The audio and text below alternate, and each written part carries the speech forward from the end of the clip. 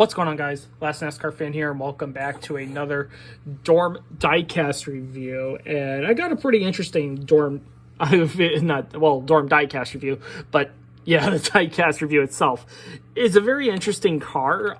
I've had it shelved off to the side for a while because I've just had so many interesting other cars that I've been reviewing that I think are pretty cool, but this is probably takes the cake for like most unique, especially for a driver that kind of fell out of their prime, had a little bit of a bump year the year prior, but then in the year after completely fell apart and then would dip from the team after 2006 to go to Michael Waltrip Racing, where his career would be pretty much considered dead. And this would be Dale Jarrett's 2006 UPS Ford Fusion for Robert Yates Racing.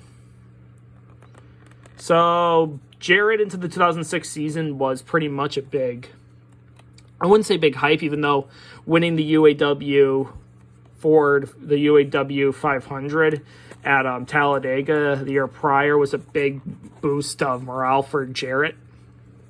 Because he literally, that was like a long-ass losing streak, winless streak he had. And then going into 2006, everything fell apart for Robert Yates Racing. As even before the fall would begin, Elliott Sadler would be gone from the team and David Gilliland would take over the 38. Sadler moved over to the 19 for Evernham after Mayfield spoke out his opinions on Ray Evernham and Aaron Crocker's relationship, quote unquote, which led to Mayfield getting suspended from the team for literally finding out about that, as well as watching his career crumble from before. And hopefully, I hope he gets put in SRX. I'd love to see Mayfield racing SRX. That would be really cool. But it's kind of like a tale of two teams like that completely fell apart after having such a promising like mid 2000s like rise. Like Robert Yates in 2004 had a pretty decent year with Sadler itself, two wins at Texas, as well as Auto Club, which would be Sadler's final Cup victory. And Jarrett he was pretty much a consistent finisher. He missed the chase, though, unfortunately, that year. Same thing in 2005. Sadler kind of took a little bit of a step back that year. And then in 2006, the whole freaking Robert Yates was starting to just fall apart in general. But let's get the car out of the package. A lot of people will also remember driving this car in NASCAR 07. I played NASCAR 07 before. I didn't own a copy, but I did play it with friends. So I do have experience of knowing that this car was in NASCAR 07. And also, another fun fact, Jeremy Clements did a throwback to this scheme in 2021. Yes, 2021. He did the throwback of Jarrett's 2006 scheme. And it's a pretty solid scheme itself. I love the whole scheme itself. UPS logo on the front. Usual UPS colors, white, orange, and brown. Ford Fusion, got the contingencies. Ooh, that paint chip sucks.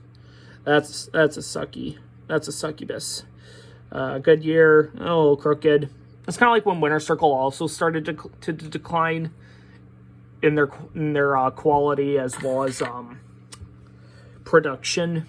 Winter Circle really started to take a really big plunge because Action would buy out Team Caliber and rebrand that into Motorsport Authentics, as they would keep using Winter Circle as the diecast store diecast, but they would use Motorsport Authentics as like the MA, as like the factory or some shit like that, while Motorsport Authentics and Action, like Action itself, would just do gold, would just produce the boxes itself.